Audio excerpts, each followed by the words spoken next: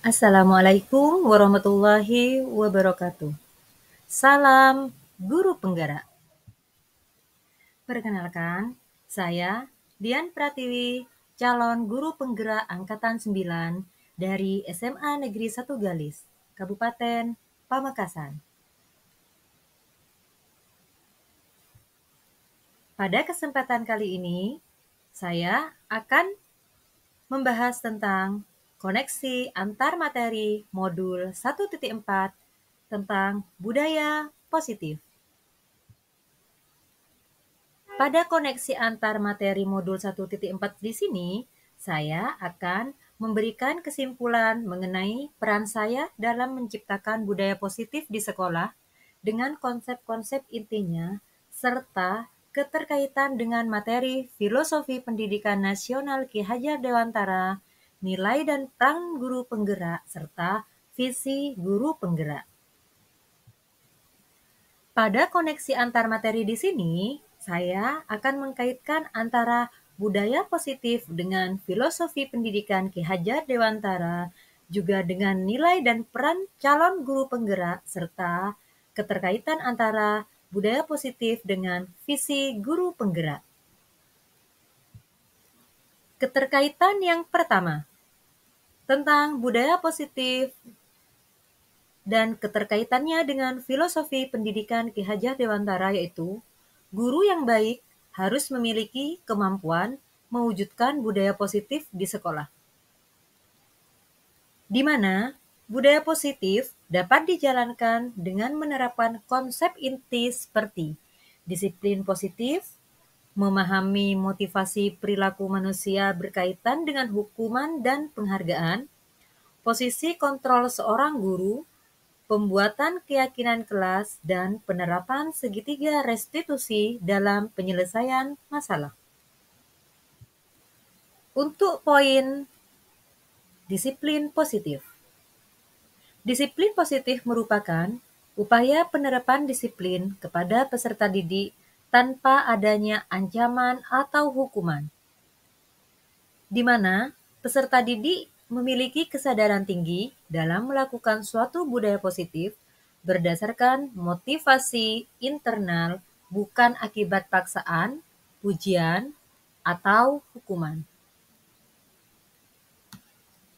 Lebih ke arah disiplin diri yang dapat mengontrol diri dalam melakukan segala tindakan. Pada poin motivasi perilaku manusia, bermanfaat yang pertama untuk menciptakan imbalan penghargaan dari orang lain.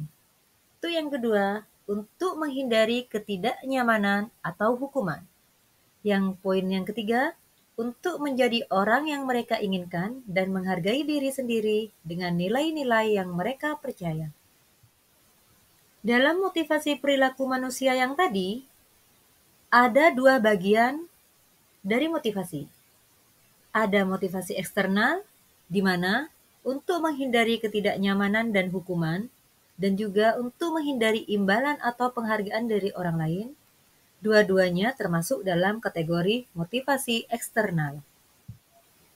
Motivasi yang kedua yaitu motivasi internal. Merupakan motivasi yang menjadikan orang untuk menginginkan dan menghargai diri sendiri dengan nilai-nilai yang mereka percaya. Yang perlu ditekankan di sini, sebaiknya hindari hukuman dan pemberian penghargaan berlebihan agar meminimalisir motivasi eksternal dalam diri murid. Karena dengan kita memberikan hukuman dan penghargaan terhadap murid akan membuat mereka menjadi ketergantungan. Selanjutnya, di poin posisi kontrol guru. Pada posisi kontrol guru, ada 5 posisi kontrol. Yang pertama, posisi kontrol sebagai penghukum. Yang kedua, posisi kontrol sebagai pembuat merasa bersalah. Yang ketiga, posisi kontrol sebagai teman. Yang keempat, posisi kontrol sebagai pemantau. Dan yang kelima, posisi kontrol sebagai manajer. Selanjutnya, untuk posisi kontrol sebagai manajer. Di sini, saya akan lebih menekankan pada posisi kontrol sebagai manajer. Karena dalam modul 1.4 di sini, yang lebih saya terapkan di sekolah yaitu posisi kontrol sebagai manajer. Posisi kontrol sebagai manajer, di mana guru berbuat sesuatu bersama murid, mempersiapkan murid mempertanggungjawabkan perilakunya, dan mendukung murid agar dapat menemukan solusi atas permasalahannya sendiri. Pada posisi manajer di sini, mengacu pada restitusi yang dapat menjadikan murid sebagai manajer bagi dirinya sendiri, sehingga tercipta identitas positif atau keberhasilan pada diri murid. Pada kesempatan kali ini, saya penerapan di sekolah lebih menggunakan posisi kontrol sebagai manajer. Karena pada posisi kontrol sebagai manajer, siswa ataupun anak didik kita latih untuk bisa menyelesaikan permasalahan yang dialaminya sendiri. Untuk selanjutnya, penerapan keyakinan kelas, di mana pada keyakinan kelas di sini, guru berperan dalam mewujudkan terbentuknya keyakinan sekolah ataupun kelas dengan adanya kesepakatan antara guru dan murid. Jadi, dalam keyakinan kelas di sini, dititik beratkan adanya kesepakatan antara guru dan murid. Keyakinan kelas berupa pernyataan universal yang mudah diingat, dipahami, dan harus diterapkan dalam lingkungan sekolah. Selanjutnya, tentang segitiga restitusi. Dalam segitiga restitusi terdapat 3 tahapan. Tahapan yang pertama, menstabilkan identitas. Tahapan yang kedua, validasi tindakan yang salah. Dan tahapan yang ketiga, menanyakan keyakinan. Selanjutnya, kita akan membahas tentang keterkaitan materi budaya positif dengan materi filosofi Ki Hajar Dewantara, nilai dan peran guru penggerak, dan visi guru penggerak. Selanjutnya, keterkaitan antara budaya positif dengan filosofi Ki Hajar Dewantara, yaitu dengan menjalankan budaya positif di sekolah, maka akan mempermudah dalam tercapainya tujuan pendidikan nasional sesuai dengan filosofi Ki Hajar Dewantara, yaitu pendidikan yang berpihak pada murid dan bersifat menuntun tumbuh atau hidupnya kekuatan kodrat yang ada pada murid. Selanjutnya, keterkaitan antara budaya positif dengan nilai dan peran guru penggerak, yaitu budaya positif dapat terwujud jika seseorang guru memiliki 5 nilai guru penggerak di antaranya: berpihak pada murid, mandiri, reflektif, kolaboratif, dan inovatif. Selanjutnya, masih dengan keterkaitan antara budaya positif dan nilai peran guru penggerak.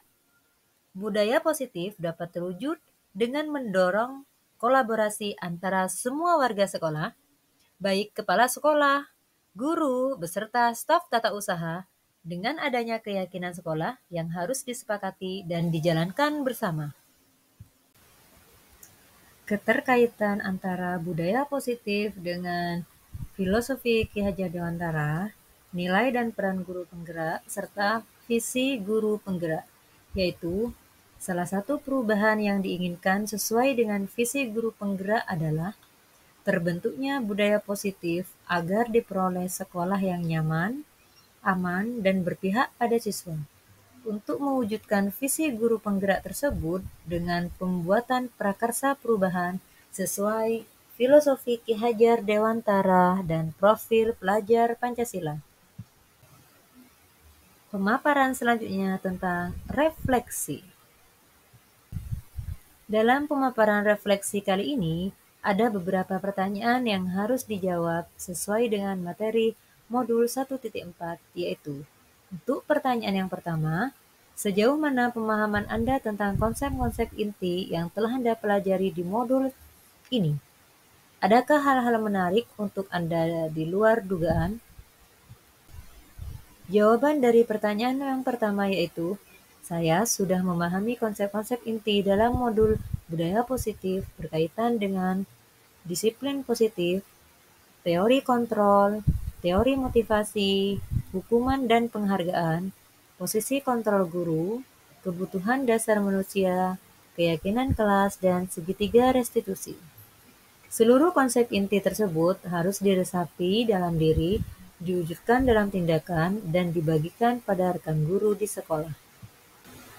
Hal yang menarik bagi saya dan di luar dugaan adalah saat saya mempelajari posisi kontrol, terutama posisi kontrol sebagai teman, tidak semua siswa bisa kita perlakukan dengan posisi kontrol sebagai teman.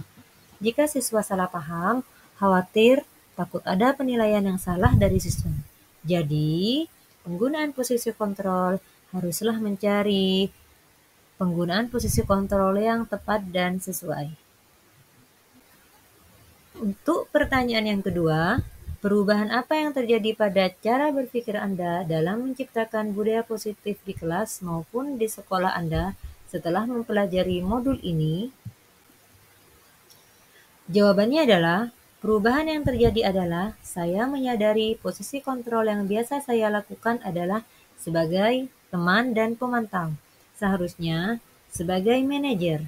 Dengan cara posisi kontrol sebagai manajer, kita bisa menangani masalah dengan menggunakan segitiga restitusi. Pertanyaan yang ketiga yaitu, pengalaman saat apakah yang pernah Anda alami terkait penerapan konsep-konsep inti dalam modul budaya positif, baik di lingkungan kelas maupun sekolah Anda? Saya menangani siswa yang sering datang terlambat ke sekolah.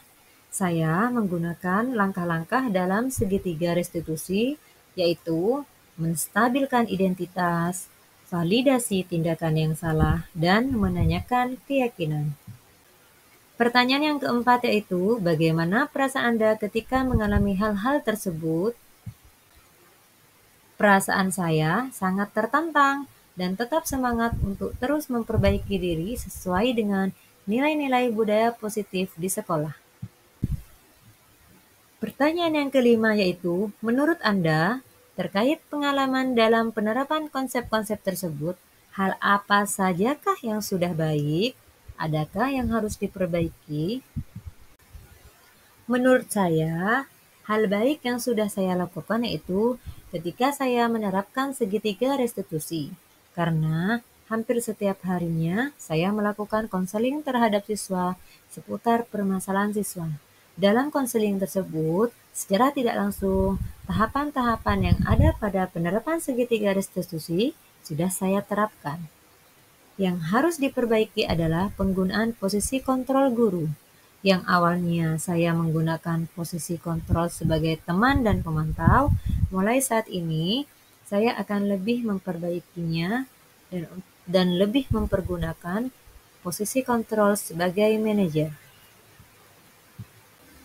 Pertanyaan selanjutnya yaitu, sebelum mempelajari modul ini, ketika berinteraksi dengan murid, berdasarkan 5 posisi kontrol, posisi manakah yang paling sering Anda pakai dan bagaimana perasaan Anda saat itu? Setelah mempelajari modul ini, posisi apa yang akan Anda pakai dan bagaimana perasaan Anda sekarang? Apa perbedaannya? Sebelum mempelajari modul ini, posisi kontrol saya sebagai pemantau dan teman. Perasaan saya saat itu masih merasa kurang dalam mengontrol perilaku anak yang melakukan kesalahan. Tetapi setelah mempelajari modul ini, saya mulai menerapkan posisi kontrol sebagai manajer dalam menyelesaikan masalah. Perasaan saya menjadi sangat tenang dan saya mulai menyadari pentingnya komunikasi yang efektif untuk menumbuhkan rasa tanggung jawab pada diri murid. Pertanyaan selanjutnya, sebelum mempelajari modul ini, pernahkah Anda menerapkan segitiga restitusi ketika menghadapi permasalahan murid Anda? Jika iya, tahap mana yang Anda praktekkan dan bagaimana Anda mempraktekkan? Saya pernah menggunakan tahapan segitiga restitusi karena saya di sekolah sebagai guru PK. Jadi, hampir setiap hari melakukan konseling dengan siswa, di mana dalam proses konseling yang saya lakukan, selalu menggunakan tahapan yang sudah dilaksanakan pada segitiga restitusi. Karena pada tahapan konseling hampir sama dengan tahapan-tahapan yang ada pada segitiga restitusi. Bisa dikatakan tahapan-tahapan pada segitiga restitusi termasuk dalam tahapan-tahapan yang ada pada tahapan konseling. Pertanyaan selanjutnya, selain konsep-konsep yang disampaikan dalam modul ini, adakah hal-hal lain yang menurut Anda penting untuk dipelajari dalam proses menciptakan budaya positif baik di lingkungan kelas maupun di lingkungan sekolah? Menurut saya, hal lain yang penting dipelajari dalam proses menciptakan budaya positif adalah melakukan kolaborasi antara sekolah dan orang tua murid, agar budaya positif ini jangan hanya dilakukan di sekolah maupun di kelas, tetapi juga bisa dilakukan di rumah, agar menjadi suatu kebiasaan saat berada di lingkungan sekolah bagi siswa, dan juga di lingkungan rumah, khususnya di lingkungan masyarakat. Jadi, penerapan budaya positif ini bisa dikatakan selain diterapkan di lingkungan sekolah, kita juga berharap ada kolaborasi dari orang tua untuk menerapkannya di lingkungan rumah maupun di lingkungan masyarakat. Demikianlah pemaparan seputar koneksi antar materi modul 1.4. Terima kasih. Tergerak, bergerak, menggerakkan. Wassalamualaikum warahmatullahi wabarakatuh.